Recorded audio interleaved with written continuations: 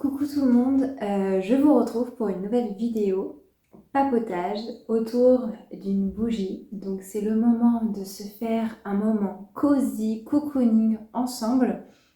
Donc je vous invite à prendre votre boisson chaude pour ce temps papotage autour de petites bougies. Voilà.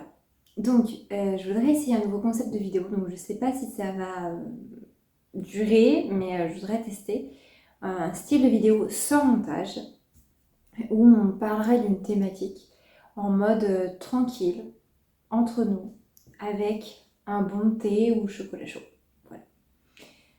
Donc, le thème de aujourd'hui, ça serait cette période de transition quand on aspire à être ou devenir quelqu'un. Euh, je vais vous donner des exemples pour que ça soit plus concret et qu'on ne l'est pas encore. C'est-à-dire, par exemple, vous savez quand on est enfant ou mineur et qu'on se dit oh, plus tard quand je serai grand, quand je serai adulte, je ferai ci comme ça, je serai tel type de personne, j'aurai tel type de vie, j'aurai tel type de caractère, etc. Enfin, on ne le formule pas forcément aussi clairement, mais on a quand même une petite idée de ce qu'on veut et de ce qu'on ne veut pas faire ou être. Et c'est un peu de ça dont on va parler, où on a une idée précise de qui on veut devenir, mais par contre, concrètement, c'est compliqué parce qu'on ne l'est pas encore et on est dans une situation qui fait que voilà, on aspire, mais on n'y est pas encore. Donc, c'est pas toujours évident cette période de transition parce que on a une aspiration intérieure extrêmement forte, où on a des idées très précises, quand on a des rêves notamment, et qu'on se retrouve dans une situation qui est, dans certains cas, à l'opposé de ce que l'on souhaite vivre, eh bien c'est frustrant et c'est pas évident. Par exemple, je sais pas, avec un ami, on parlait beaucoup ces derniers mois de oh, le jour où on sera à notre compte et on pourra vivre de notre projet. Alors lui, il a son projet, moi j'ai le mien. Il disait, bah, ça sera autre chose. Là, on se retrouve à faire des choses des fois qu'on n'a pas envie de faire, etc. Il y a certaines contraintes. Et lui, il me parlait notamment de sa souffrance. Alors moi, c'est marrant parce que je suis passée par là aussi. Et je le vis beaucoup moins à aujourd'hui. Parce que à force de travailler sur son projet, en tout cas, là je prends l'exemple d'un projet, qui demande aussi à avoir certains traits de caractère pour pouvoir le réaliser, eh bien, ça permet de quand même vachement euh, d'avoir déjà le sentiment de quasiment le vivre en fait. Enfin, pas vraiment, mais ça compense en fait. Et qui fait que ça devient plus vivable. Et cet ami, il s'investissait peut-être pas encore assez dans son projet parce qu'il y avait des zones floues. C'est normal, c'est le début. Et ça arrive toujours par période aussi. Et qui fait que il était dans la souffrance de dire oh ouais, la situation dans laquelle je suis, franchement, ça m'affecte. Le travail que je fais, ça me passionne pas et c'est pas facile. En plus avec mes collègues, etc., etc. Donc voilà, là c'est un exemple, mais il y en a plein d'autres. Et j'ai remarqué que ce qui est encore le plus difficile, c'est lorsque l'on souhaite évoluer d'une certaine manière, se remettre en question, arrêter de nourrir certains fonctionnements qui ne sont pas toujours très sains, donc sur plein de plans différents, au niveau de, je sais pas, notre relationnel avec les autres, etc. À partir du moment qu'on veut évoluer, eh bien notre famille ou nos amis ont du mal à des fois à l'accepter.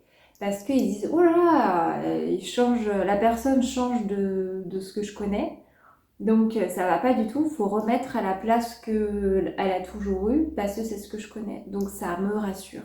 C'est pas conscient, c'est quelque chose qui arrive en fait à tout le monde. Et dans la sphère familiale, c'est d'autant plus fort parce que on a un affect émotionnel tellement fort de l'amour que l'on connaît, enfin qu'on a les uns pour les autres, et en plus on se connaît depuis toujours quasiment, qui fait que dans certains cas, je pense surtout les enfants avec leurs parents par exemple, ou les frères et sœurs, c'est difficile lorsque l'on sort un peu de ces schémas-là. Et donc sans même s'en rendre compte, tout l'entourage va chercher à remettre la personne dans le même schéma, dans le même rôle au sein de la famille. Par exemple, j'ai une amie, si jamais elle tombe sur cette vidéo, jamais son avis. À chaque fois, elle était toujours arrangeante. Et nous, depuis le collège, on disait non mais donne ton avis, qu'est-ce que toi tu veux là, dis-moi. Et elle n'osait pas par peur de déranger, ce que je peux comprendre. Et un jour, elle s'est dit bon, je suis dans ma sphère familiale, dans ma sphère sécurisante, je vais m'autoriser un jour à dire ce que je pense, même si ça va pas dans le sens des autres. Elle me disait, mais non, mais je me suis fait renvoyer bouler, ça me donne pas du tout envie de donner mon avis finalement. Et donc moi, je lui ai dit, mais c'est normal en fait, c'est que tu sortais du schéma qu'ils ont toujours connu. Donc t'as pris une autre place et ça les a déstabilisés. Donc ils ont voulu te remettre dans la même place qu'ils ont toujours connue. Surtout que cette place-là les arrangeait bien. Donc voilà, ça c'est encore un autre exemple. Et je pense que dans ces cas-là, la meilleure chose à faire, c'est de ne pas chercher forcément à s'expliquer. On peut, mais en fait, les personnes ne vont pas forcément comprendre parce qu'ils ne vont pas forcément voir la personne que vous aspirez à être. Ils ne le perçoivent pas, que c'est là comment dire, un peu en sommeil. C'est pas tangible pour eux, ils le comprennent pas. Et pour ça, j'ai un autre exemple de mon vécu. Souvent, moi, mes parents, quand je leur disais ouais, j'ai tel projet et je vais me donner les moyens pour y arriver, mes parents me disaient on n'y croit pas trop à ton projet, fais tes expériences. Alors, ça, mes parents, ils ont toujours été cool, ils m'ont toujours laissé faire mes expériences. Ils me disent mais bon, on n'est pas convaincus. Et qui fait que des fois, ils cherchaient quand même à me rationaliser en me disant mais non, mais tu vas pas y arriver. Enfin, ils le disaient peut-être pas forcément comme ça. Je disais non, mais c'est très difficile, Laetitia, tu te rends pas compte en fait. Enfin, voilà, clairement, ils croyaient pas en moi. Et à partir du moment que je leur ai montré un peu le résultat, alors peut-être pas le résultat final de tout ce que je souhaite mettre en place, mais le résultat de certaines choses auxquelles je leur avais pu leur communiquer. Par exemple, il y a une période, si vous êtes tombé sur les vidéos où j'en parlais, vous le saurez, mais j'avais comme projet, et ça reste toujours dans le coin de ma tête, donc je compte revenir là-dessus plus tard, mais de faire des contes audio, et aussi en format papier, etc., mais avec énormément de bruitage, mais que ça soit très immersif, avec un côté un peu méditatif. Et ma mère, franchement, quand je lui disais ça, ça lui parlait pas. Et à partir du moment que je lui ai fait écouter j'avais monté que les 30 premières secondes de cette histoire-là. Et au bout de, je sais pas, les 2-3 premières secondes, la première réaction de ma mère, c'était ah ouais, ah mais ouais, mais c'est trop bien. Ah mais il faut que tu continues. Et à partir de ce moment-là, je vous promets, elle s'est mise à me soutenir. Dans ce projet-là, ça a été le jour et la nuit. Elle est passée du tout au tout. Et c'est pour ça, je pense que... Alors, c'est pas facile quand on est avec eux au quotidien. Hein. C'était mon cas à ce moment-là. Mais c'est pour ça que c'est important de quand vous avez une idée en tête qui est importante pour vous et que c'est des rêves qui vous tiennent profondément à cœur, gardez-les en tête. Et si votre entourage ne le comprend pas, faut pas leur en vouloir, c'est juste qu'en fait, ils voient pas ce que vous voyez, ils voient d'autres choses, ils voient ce qu'ils ont connu, ils voient pas ce que vous ressentez en vous, qui est latent et qui demande qu'à éclore, mais petit à petit. Et, et voilà, donc c'est pas facile, mais il faut accepter que ça prenne du temps et que ça se construit petit à petit. Donc ça, c'était le premier point. Je vais vous donner un petit exercice si ça vous donne envie de voir un peu qui vous voulez devenir plus tard et qui vous êtes à aujourd'hui. Peut-être qu'il y a des choses où vous imaginez d'une certaine manière plus tard et en fait vous l'êtes déjà à présent ou vous commencez à l'être et ça c'est trop bien. Vous pouvez noter dans une colonne celle que je suis à présent et celle que je serai plus tard. Et ça vous permettra d'avoir un peu une idée des valeurs, de comment vous serez, quel sera peut-être votre quotidien. Franchement, mais faites-vous rêver, quoi. Où est-ce que vous vivez? Avec qui? Est-ce que vous avez des animaux de compagnie ou pas? Quel est votre travail ou pas? Qu'est-ce que vous faites? Qu'est-ce que vous vivez? Il n'y a aucun jugement là-dedans, il n'y a rien de bien ou de mal. L'important, c'est juste de vous faire kiffer et de noter tout ce qui vous fait rêver dans la colonne de droite, donc celle que vous serez plus tard. Et notez celle comment vous vous définissez aujourd'hui. Est-ce que vous êtes, je sais pas, déjà dans la bienveillance, avec une communication dans la bienveillance aussi? Est-ce que, je sais pas, vous prenez soin de vos proches? Est-ce que vous êtes travailleur ou travailleuse, etc., etc.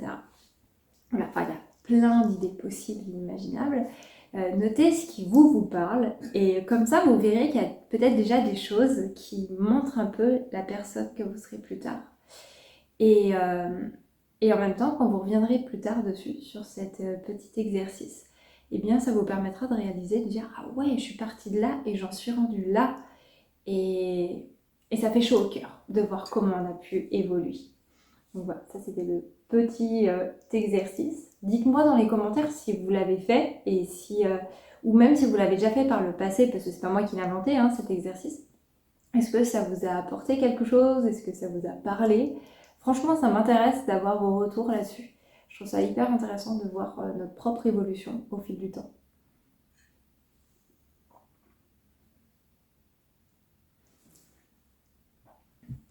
Petite pause, chocolat chaud. Pour moi, c'est un chocolat chaud. Alors, je reprends mes petites notes pour être sûre de rien oublier. Que lorsque on atteint cet objectif, donc on aspire à quelque chose pendant longtemps, et le jour où on a réussi à mettre cette réalité en place, eh bien on est déçu. Je m'explique. Dans le sens, enfin c'est pas qu'on est déçu, c'est plutôt que on réalise que lorsque on le vit, c'est pas du tout de la même manière de ce que on aspirait à vivre. C'est-à-dire que quand, vous savez, quand on est enfant, on se dit oui, plus tard, quand j'aurai des enfants, ou quand je serai grand ou grande ou adulte, j'aurai telle situation. Et en fait, la vie, elle nous emmène des fois à l'opposé de ce qu'on aurait pu imaginer. Et c'est trop bien parce que ça nous apporte énormément d'autres choses et des apprentissages qu'on n'a pas pu venir et qu'on n'aurait jamais pu avoir autrement. Et c'est souvent pour du mieux. Donc voilà, la question, ça serait plutôt,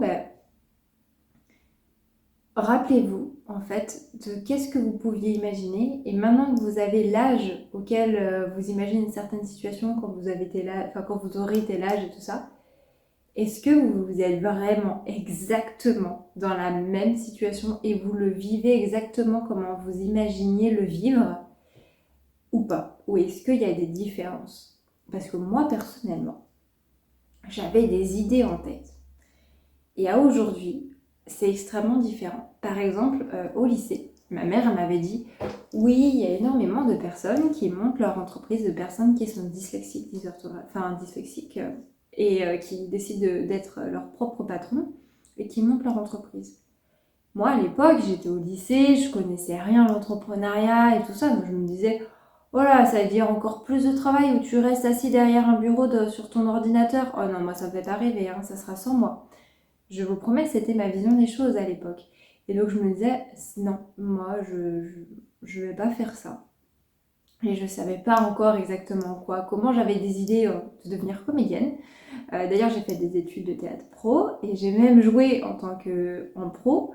Et bon, pas beaucoup de fois, mais j'ai décidé d'arrêter. Mais c'était une super expérience. Et en fait, vous voyez, j'ai fait un tournant à 180 degrés sur plein de choses.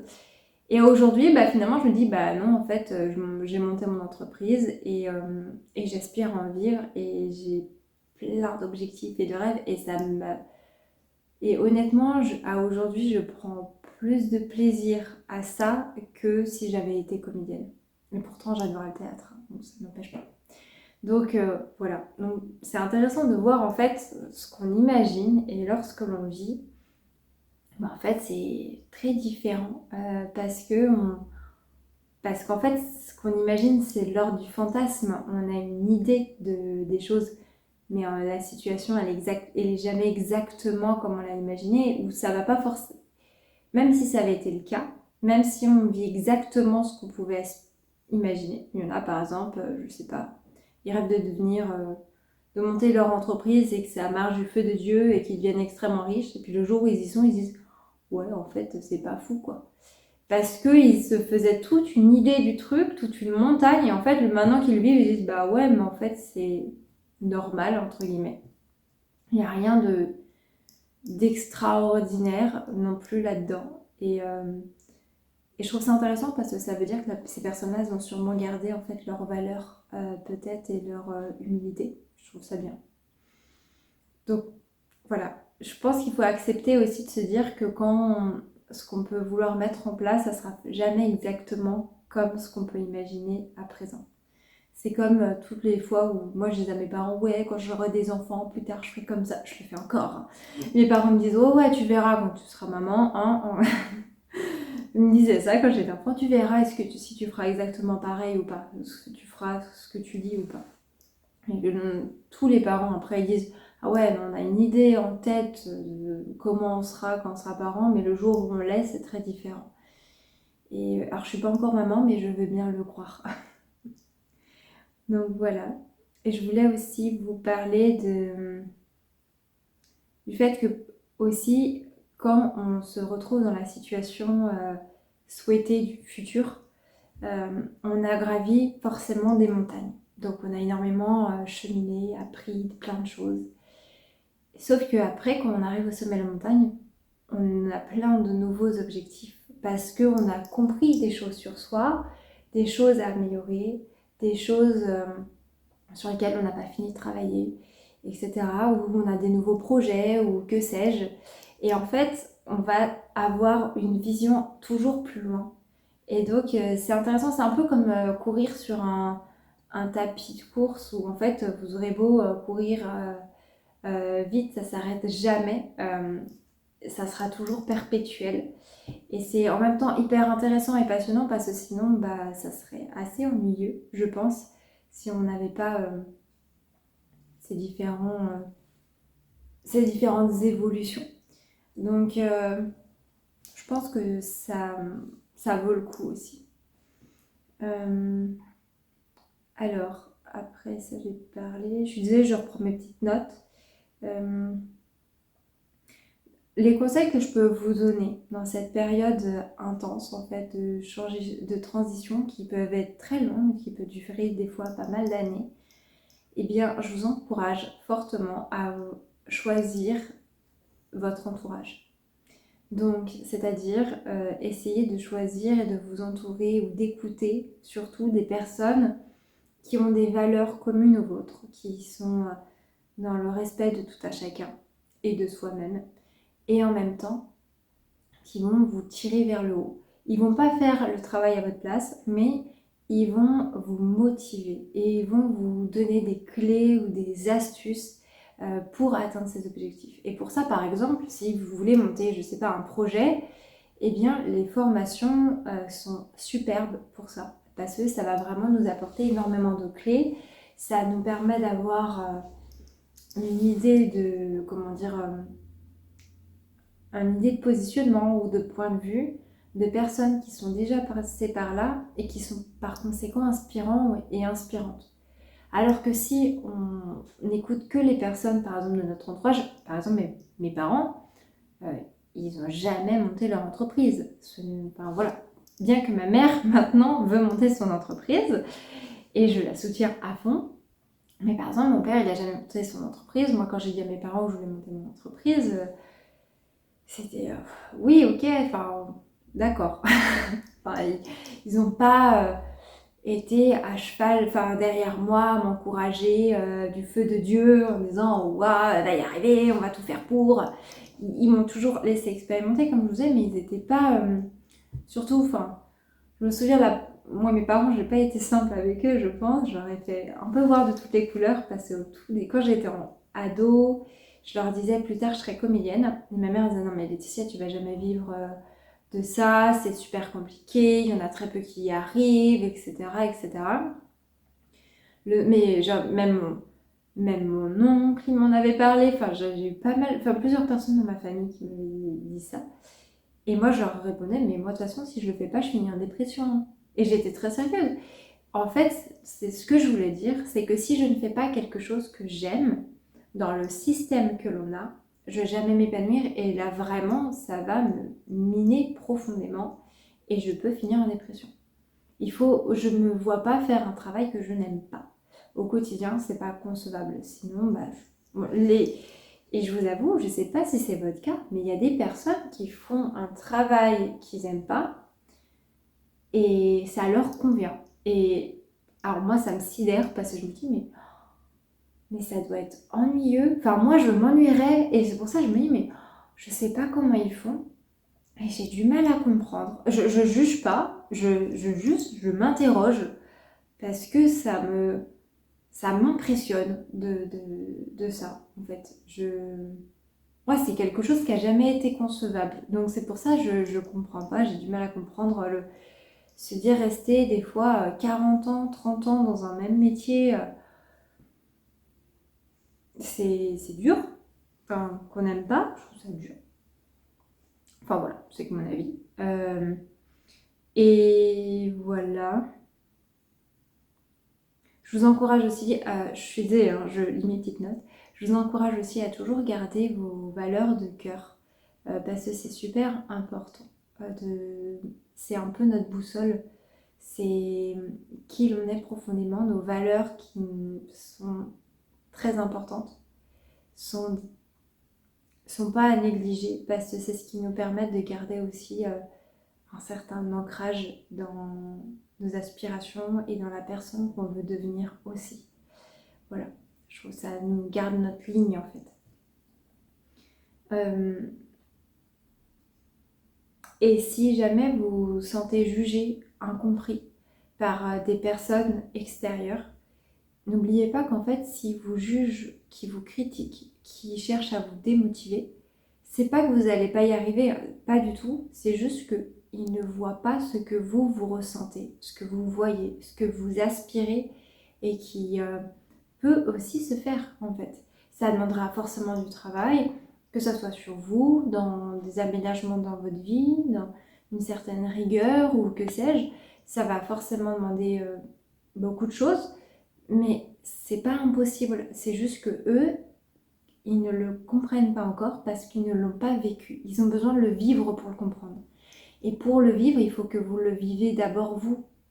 Et pour que vous le vivez, il faut d'abord le faire émerger de vous. Donc c'est un peu une brique après l'autre. Acceptez que ça prenne du temps et que ça demande la patience. C'est soyez comme le facteur cheval. Je ne sais pas si vous connaissez cette histoire. C'est une histoire vraie. Hein. J'ai une histoire, mais c'est pas vraiment une histoire. Il y a même un superbe film sur sa vie. C'était un facteur qui un jour est tombé et il s'est pris une pierre sur la tête. Et, euh, et il a fait sa tournée, il faisait sa tournée à pied et il est revenu récupérer cette pierre. Il l'a ramenée et à partir de là, il a commencé à faire sa tournée toujours avec sa brouette, donc il passait beaucoup de temps à donner le courrier. Il mettait les pierres sur le bas-côté et puis il refaisait un tour de tournée où il récupérait toutes les pierres avec une brouette. Et ensuite, il est ramené chez lui et dans son jardin, il s'est mis à construire son, une sorte de château. Alors c'est pas un vrai château praticable, etc. Mais bien qu'il y a quand même des pièces, mais c'est pas genre un château comme Versailles ou que sais-je. Hein. Mais et ce qui est intéressant, c'est qu'il a fait énormément de sculptures dans ce château-là.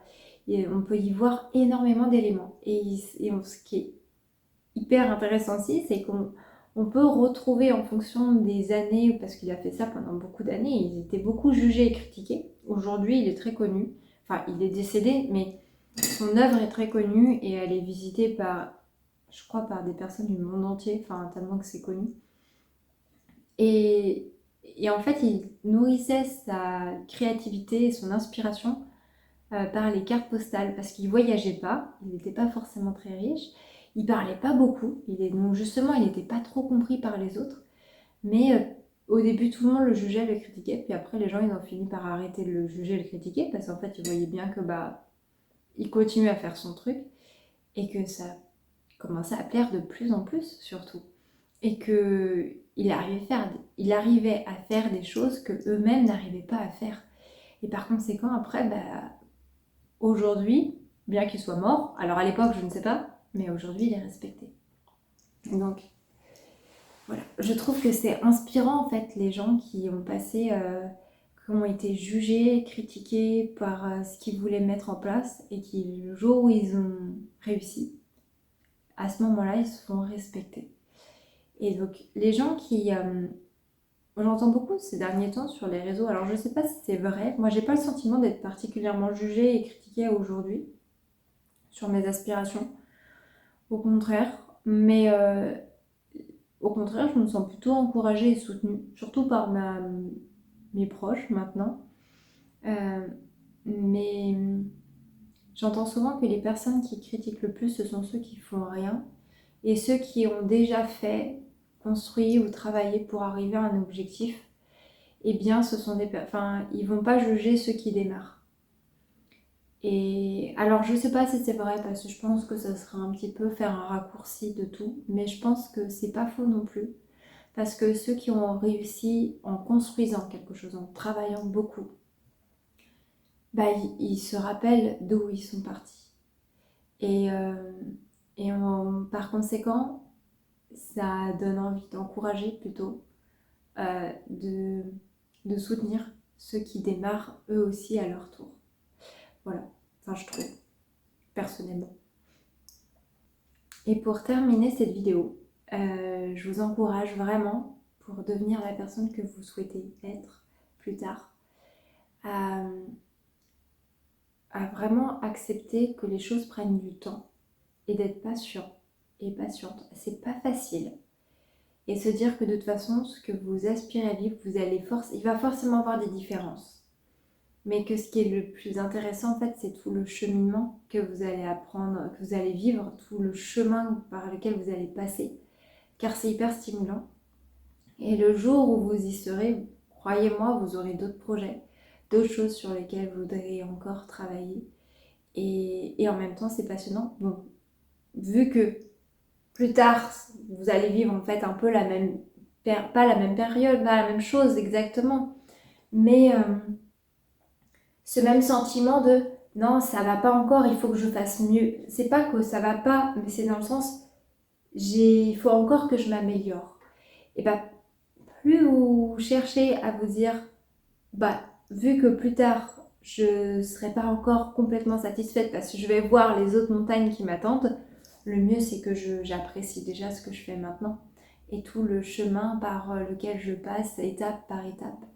Et après, vous verrez, quand vous serez arrivé là, vous serez très fier de la personne que vous avez été et tout le processus. Mais c'est comme, des fois, on a tendance à oublier, mais parce qu'on ne regarde pas trop en arrière. On regarde beaucoup en avant, pas assez dans le présent, et pas assez non plus en arrière. Enfin, ça dépend pourquoi. Mais je veux dire, la personne qu'on a été et sur quoi on a évolué. On évolue tellement constamment, un petit peu tous les jours, de façon subtile, souvent, qu'on ne se rend pas compte tout le chemin qu'on parcourt continuellement. Et par conséquent, on réalise pas en fait. Et c'est dommage parce que la personne qu'on a été dans le passé, elle a aussi énormément de choses à nous dire. Voilà, je vais vous laisser. Je vous souhaite une bonne soirée ou une bonne journée pour quand vous regarderez cette vidéo. Je t'invite à t'abonner à cette vidéo pour voir les suivantes et puis à me parler aussi dans la vidéo, en commentaire, des différents sujets que tu souhaites que je traite comme ça, en vidéo, sans montage, en mode cocooning, avec une petite boisson chaude. Et aussi pour me dire dans les commentaires les rêves que vous aspirez à vivre.